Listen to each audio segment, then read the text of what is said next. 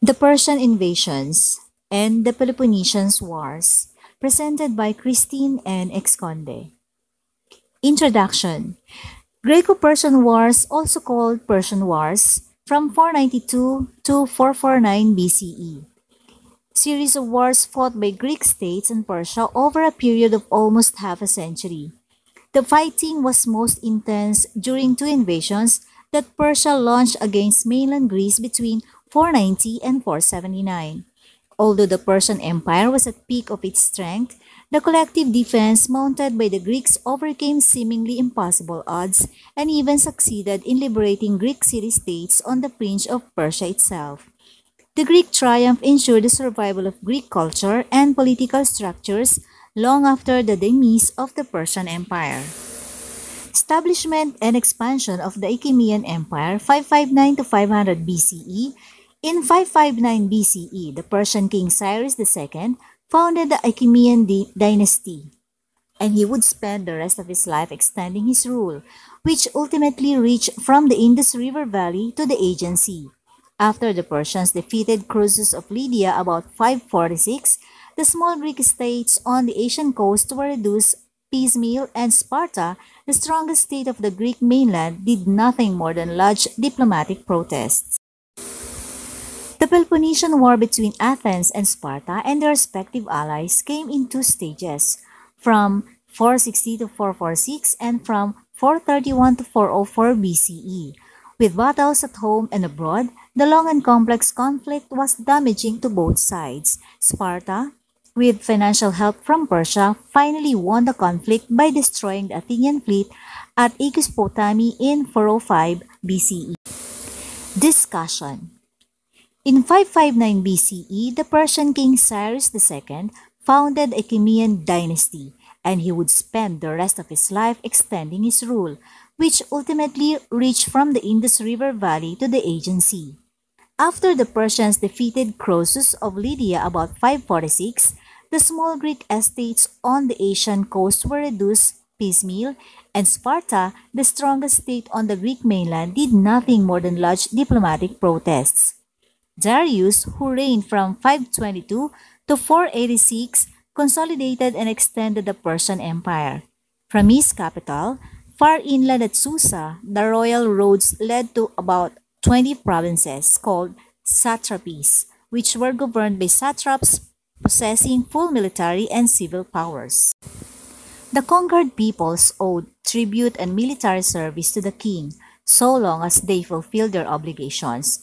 They were generously treated, permitted to practice their own religion, and manage their internal affairs. But disobedience was harshly punished by massacre or deportation.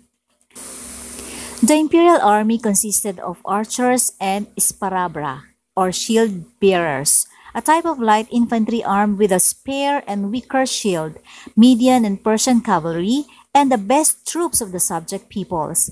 The navy was drawn from the Greek states of Asia Minor and from Phoenicia, Cyprus, and Egypt. Supreme authority in war and peace was vested in Persian monarchs, whose absolute powers were tempered only by the custom of consulting his Persian officials. Darius was described as the great king, king of kings, king of the countries possessing all kinds of peoples, king of this great earth far and wide. As the vicegerent of the Persian god Ahura Mazda, Darius laid claim to world rule. In 514, Darius prepared to conquer Europe. Having made a reconnaissance by sea of Greece and Scythia, he decided to attack Scythia first and instructed a Samian engineer to build a pontoon bridge across the Bosporus. The imperial army overran eastern Thrace and crossed the Danube on a pontoon bridge that was constructed by Greek contingents within the Persian navy. The Persians then advanced far into what is now Ukraine, probably in 513. The Scythians retreated until Darius outran his lines of supply and then harassed his forces. When he turned back, the Greek commanders in the Persian navy, although asked by the Scythians to cut the bridge over the Danube, remained loyal to Darius, but some Greek estates bordering the Bosporus at the Hellespont rose in rebellion at the news of his discomfiture. These operations convinced Darius that a strong bridgehead in Europe was necessary. His generals punished the Greek rebels, established a satrapy in southern Thrace that cut off the Scythians from their Spartan allies, and received the submission of the king of Macedonia. Meanwhile, the Persian navy reduced Lemnos and Imbrus, and a Persian force was ready in 500 to attack Naxos, the strongest island in the Cyclades. This expedition was probably extended or intended to pave the way for an invasion of Greece. The Ionian Revolt, 499 to 493 BCE. Discontent in the Greek estates of Asia Minor was caused as much by Persia's support of tyrants as by demands for tribute and service. This policy was exploited by two unscrupulous tyrants. Histiatus, tyrant of Miletus, had been detained at Susa. His son-in-law Aristagoras, ruling at Miletus as his deputy, had promoted the Persian expedition to Naxos. When the expedition proved unsuccessful, Histiatus and Aristagoras, fearing Persian reprisals, planned to raise the Greek estates of Asia Minor in revolt. Aristagoras proclaimed a constitutional government at Miletus, and the tyrants were expelled from the other estates. During the winter, Aristagoras sailed to Greece in search of support. The Spartans, realizing their limitations as a land power, refused to send troops, but the Athenians promised 20 triremes and the Erythraeans 5 triremes. When these ships arrived in 498, the Ionians started operations by capturing and burning most of Sardis, the capital of the satrapy. This success inspired uprisings in the Greek estates of the Bosporus and the Hellespont, Caria, and the Greek cities of Cyprus. At this stage, the Athenians withdrew their ships and the Erythraeans probably followed their example. The rebels had little chance of defeating the three Persian army groups that were deployed in 497, and everything depended on an offensive by sea in order to secure Cyprus and confine the Phoenician fleet to the southern Mediterranean. The Persians were quick to see the importance of Cyprus. One army group landed in the north of the island with the Phoenician fleet in support and attacked Salamis by land and sea. Here, the Ionians defeated the Phoenician fleet, but the Cyprian Greeks were routed by the Persian army. The last Greek stronghold on the island capitulated in 496. Meanwhile, two Persian army groups regained control of the Bosporus and Hellespont. Although they were delayed by a defeat at the hands of the Carians in 496, they mounted a final campaign in 495. While the Persian army held the coast near Miletus, a large fleet, recruited from Egypt, Phoenicia, and Cyprus, advanced to harbors controlled by the army and engaged the Ionian fleet of 353 triremes near the island of Lade of Miletus. The Persian victory at sea was decisive. Miletus fell in 494, and the revolt was stamped out in 493. The Ionian revolt was of great value to the Greek cause. It postponed the Persian attack on Greece until the Greek mainland states were capable of united action. It weakened Persian confidence, and it taught the Greeks some valuable lessons. Individually, the Greeks had outfought the Persians on land and sea, and resistance therefore did not seem hopeless. However, the need for close cooperation and strong leadership in the future was obvious. The Ionians had indeed created a council of deputies drawn from the individual states and had entrusted to it the direction of strategy, but they had failed to include in the council the Greeks of the Bosporus, Hellespont, and Cyprus. They had also failed to appoint a commander-in-chief of the allied force until the eve of the Battle of Lade, when it was already too late. The Persian attack at the Battle of Marathon at 490 BCE. Darius punished the ringleaders in Asia by execution or deportation, but he made a liberal settlement with the states. Democratic governments were permitted, a moderate rate of tribute was imposed, and the states had to submit their disputes to arbitration. This was politics since Darius hoped to use the Ionian fleet against Greece. In Europe, his son-in-law Mardonius extended Persian rule to the borders of Macedonia, and his envoys visited the free Greek states to ask for earth and water, the token submission to Persia. By 491, Eretria and Athens knew that an attack by sea was impending. Before the Ionian revolt, Sparta and Athens had been at war, but the Persian threat brought them closer together. Athenian policy toward Persia had vacillated before and during the Ionian revolt. But the will to resist was now strengthened by the Persian support of the exiled Athenian tyrant Hippias. The Athenians were also receiving advice from Miltiades, the leader of a semi-independent Athenian principality in the Chersonese. As a vassal of Darius, Miltiades had fought with the Persians in the Sicyon campaign, and he was thus well versed in Persian tactics. Even so, Sparta and Athens had no plans for united action when the Persian force, perhaps comprising about 25,000 fighters, sailed across the Aegean, landed on Euphobia, and captured Carystus and Eretria. In September 490, the Persian army landed unopposed on the plain of Marathon in northern Attica, where the lines of supply with Euboea and the east were easy and secure. The speed and the initiative of the Persians found Athens still isolated. The Athenian army was at Athens, prepared to repel any landing in its vicinity, and the small fleet was ready to attack any Persian convoy in the area. When news came from Marathon, the assembly sent a runner to inform Sparta and decided on the proposal of Miltiades to send a heavily armed hoplite army to the foothills above Marathon.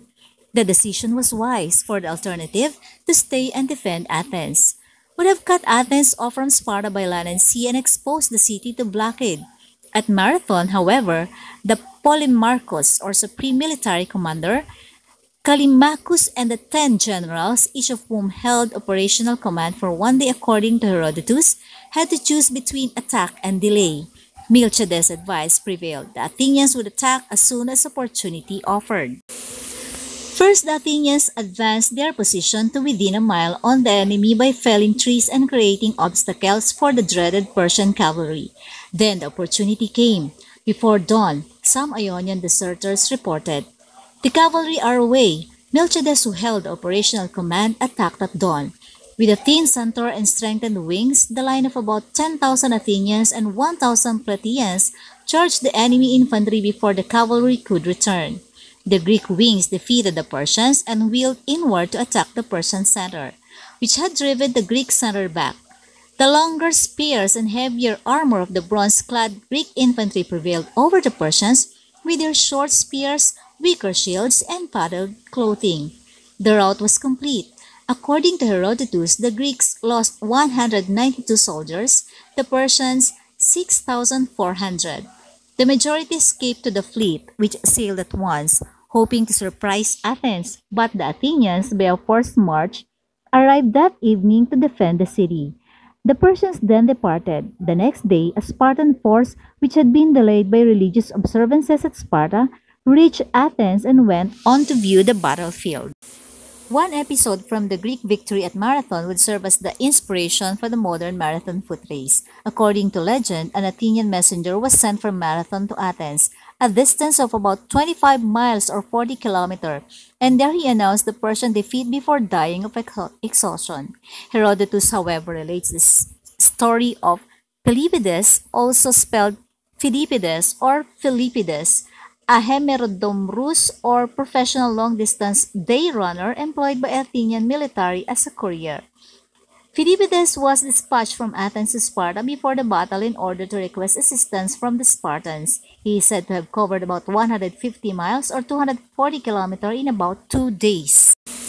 The Expedition of Xerxes, 480 to 479 BCE. The Persian failure at Marathon was followed by a full-scale invasion. It was delayed by a revolt in Egypt and the death of Darius until 480. When Darius' successor Xerxes crossed the Hellespont in late spring with a vast army and a large fleet, the advance was slow and the fleet had to provision the army. The Greeks therefore had ample time to make preparations. The problem of uniting those states that had the will to resist Persia, about 30 in number, was solved by Sparta, which held a congress of delegates and formed a general alliance. The states agreed to stop all wars among themselves and confer the command by land and sea on Sparta. The congress met regularly, each state having one vote, and decisions by the majority were binding on all members. It possessed recruiting, diplomatic, and judicial powers. In the field, the commander-in-chief, nominated by Sparta, consulted the commanders of the national contingents but made his two decisions. Thus, the Greek Congress was a highly centralized and efficient organization for allied action. Its chief strength on land lay in the Spartans and their allies, and at sea it lay in the Athenians, ably led by Themistocles, who had increased the fleet to 200 ships. A coordinated defense of both elements was now possible. It lay with Sparta to choose the time and place for applying the relatively small but excellent forces of the Greek Congress. The Battle of Thermopylae. The first decision to hold the narrow vale of Tempe between Macedonia and Thessaly was abandoned when it was realized that the position could easily be turned. The Greeks then occupied the still narrower pass of Thermopylae with 6,000 or 7,000 hoplites and stationed 271 triremes at Artemisium in northern Euboea. The positions were linked by communication between the Spartan commanders, King Leonidas at Thermopylae and Eurybiades at Artemisium, who intended to halt and damage the Persian forces. Meanwhile, Xerxes was advancing slowly. He made no use of separate columns, and his fleet suffered heavy losses in a storm when it was convoying supply ships along the coast. It was already August when Xerxes began the operations, which extended over 3 days. On the first day, Xerxes sent a detachment of 200 ships, unseen by the Greeks, to sail around Euboea and close the narrows of the Euripus Strait. He also attacked with his best infantry at Thermopylae, where the Greeks inflicted heavy casualties. During the afternoon, the Greek fleet, having learned about the Persian detachment from a deserter, engaged the main Persian fleet with some success. The Greeks intended to sail south that night and destroy the detachment the next day, but a tremendous storm kept the Greeks at Artemisium and wrecked the 200 Persian ships off South Euboea. On the second day, news of the Persian disaster was brought up by a reinforcing squadron of 53 Athenian ships. Xerxes attacked again with no success at Thermopylae, and the Greeks sank some Cilician vessels off Artemisium. A Greek traitor, Ephialtes, offered to guide the Persians along a mountain path and turn the position of Thermopylae. The Immortals, a cadre of elite Persian infantry, were entrusted to him. At dawn on the third day, they began to descend toward the plain behind the Greek position. Leonidas retained the troops of Sparta, Thespiae, and Thebes, and sent two remainders south. He then advanced. He and his soldiers fought to the death, except the Thebans, who surrounded. Meanwhile, the Persian fleet attacked at noon. Both sides suffered heavy losses, and the Greeks realized that they could succeed only in narrower waters. That evening, when the fall of Thermopylae was known, the Greek fleet withdrew down the Euboea Channel and took station in the narrow straits of Salamis, Plataea, and the destruction of the Persian invasion force. In September, Xerxes joined the many Greeks north of Attica, burned Athens. The city was almost deserted, for the Athenians, on the advice of Themistocles, had entrusted themselves to the wooden wall of their ships in accordance with a Delphic oracle. The Greek Congress decided to fortify the isthmus and keep the fleet forward at Salamis. This decision caused dissension among the ship captains. Many wished to retire to the Argolic Gulf. Themistocles clinched the matter by informing Xerxes of their desire. For Xerxes, who saw the end of the campaigning season close at hand, sent 200 ships that night to cut the Greek line of retreat and posted the main fleet of 1,207 ships off the eastern exit of the Straits of Salamis. During the night, the Greeks learned of his positions and intentions.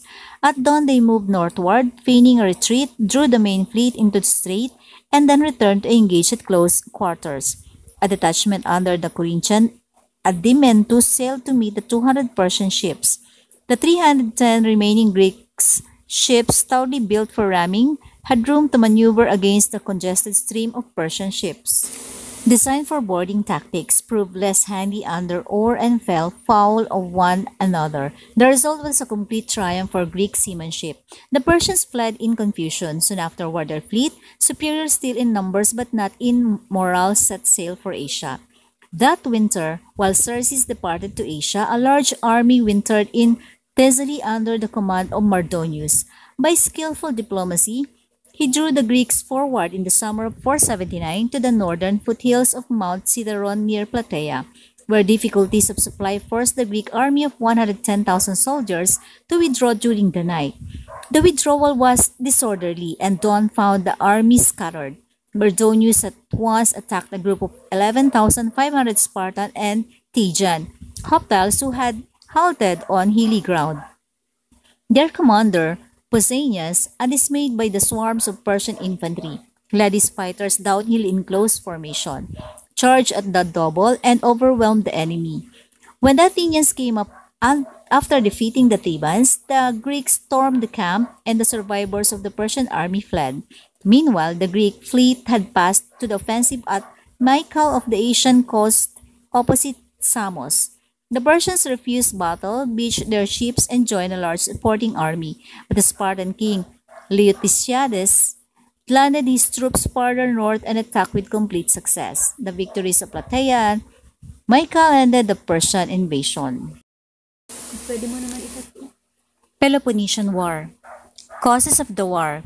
In the 5th century BCE, Sparta and Athens were the two major powers in Greece, and it was, perhaps, inevitable that their spheres of influence would overlap and cause conflict.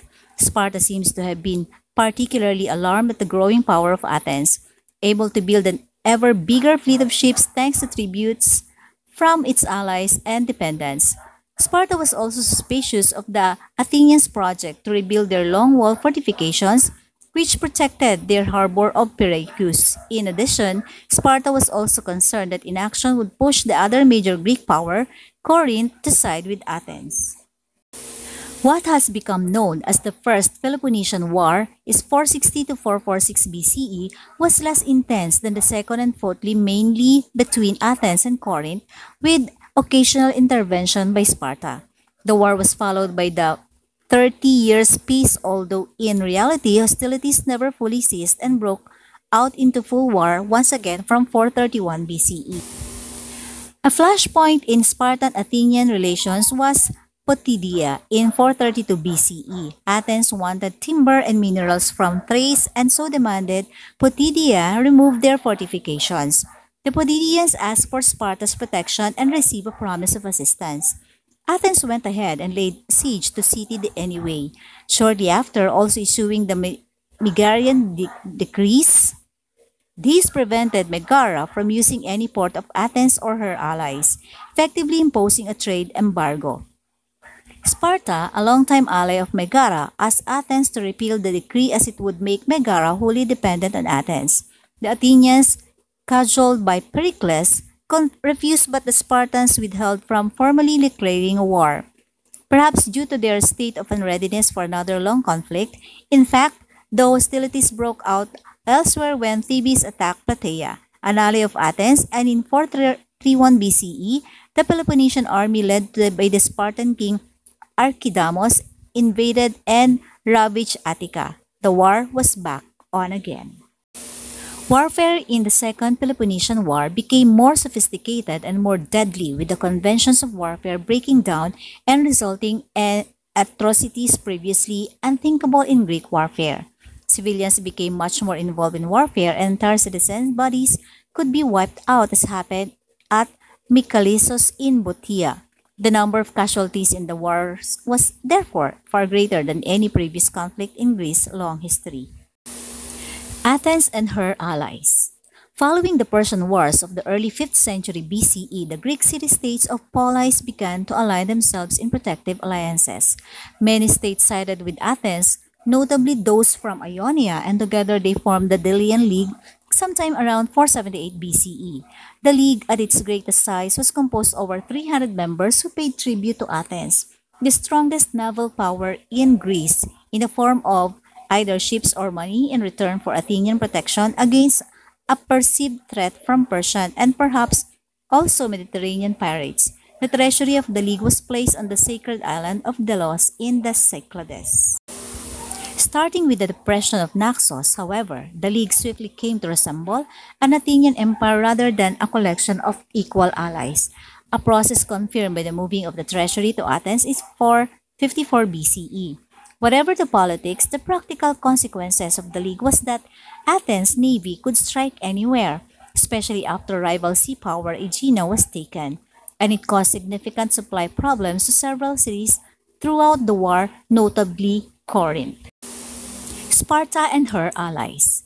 The tough military training in Sparta, which started from the age of 7 and was known as the agoge, resulted in a professional hoplite army capable of great discipline and relatively sophisticated battle maneuvers, which was made them feared throughout Greece, a fact perhaps evidenced by Sparta's notable lack of fortifications for most of its history.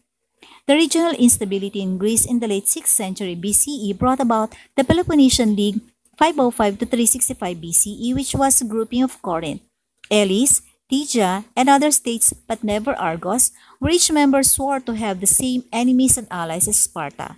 Membership of the League did not necessitate the paying of tribute to Sparta, but rather the provision of troops under the Spartan command. The League would allow Sparta to establish hegemony over and dominate the Peloponnese until the 4th century BCE. Innovations in warfare. Like all great conflicts, the Peloponnesian War brought about changes and developments in warfare. The heavily armed hoplite in the phalanx formation, lines of closely packed hoplites protecting each other with their shields, still dominated the Greek battlefield, but the phalanx did become deeper, more rows of men, and wider, a longer front of men during the Peloponnesian War. The dominance of the hoplite on the battlefield was also threatened by the deployment of combined arms using mixed troops, hoplites, light infantry, and cavalry, a tactic which became ever more widespread.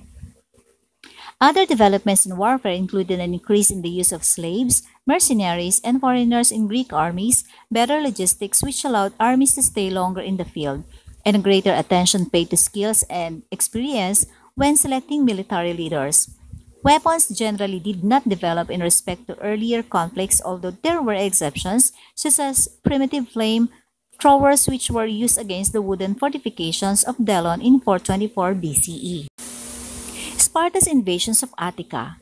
With one side predominantly a land-based army and other great maritime power, it is not perhaps surprising that the war dragged on for decades with indecisive victories and inflectual raids. The principal Spartan strategy was to annually attack Athenian lands starting in 431 BCE, creating as much destruction as possible as burning farms, chopping down olive trees and vineyards. However, the actual effect of this on the Athenian economy is unclear, especially when considering that the city could always be resupplied by sea via the city's ports operations protected by the long walls. It may have been a Spartan strategy to entice the Athenians out from the behind their fortifications into open battle, a temptation for Athens and particularly Pericles always resisted.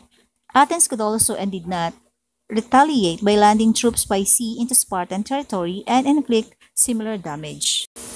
Athens was hit by a devastating plague arriving from Egypt via Persia in 430 BCE, and Sparta even postponed her annual invasion to avoid it. In the same year, Pericles was ousted and Athens sued for peace only to be rejected by Sparta. However, under Cleon and Nicias, the Athenians enjoyed a successful campaign in the Corinthian Gulf in 429 BCE, and hopes for an early Spartan victory now seemed hopelessly ambitious. Siege. Siege were another common feature of the Peloponnesian War. They were already a feature of Greek warfare, but they increased dramatically in number during the Peloponnesian Wars, reaching around 100,058, of which were successful for the attackers. Siegecraft involved two main strategies: repeatedly attacking the city directly until the defenders capitulated on the walls were breached, and the circumvallation or surrounding the city with a wall and starving the city into surrender. In the latter strategy, there was also the hope that betrayal and infighting might also compromise the defenders. The second strategy was much more costly and time-consuming, as it often took years to achieve success. If a city did finally fall, then death of slavery was the usual result for the defeated. The next action in the war was the siege of Plataea between 429 and 427 BCE, which had elements of both siege strategies.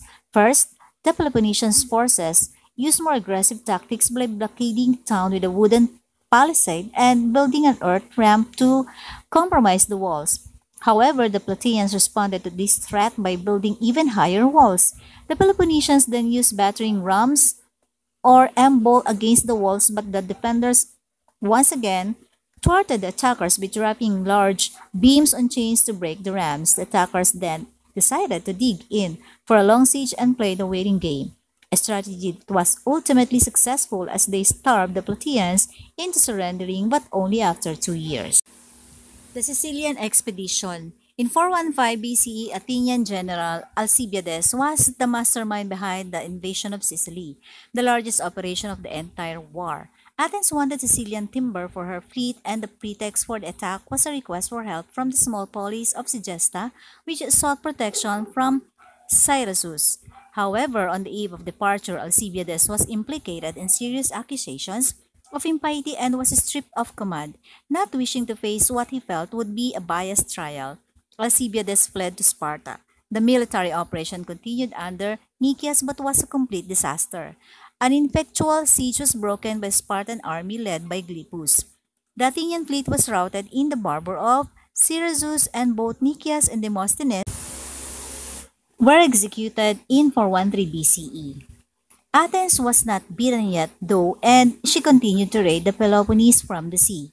Sparta, following the advice of Alcibiades, built a fort of Dekilia to more easily disrupt Attic agriculture with their annual attacks on Attic farmland.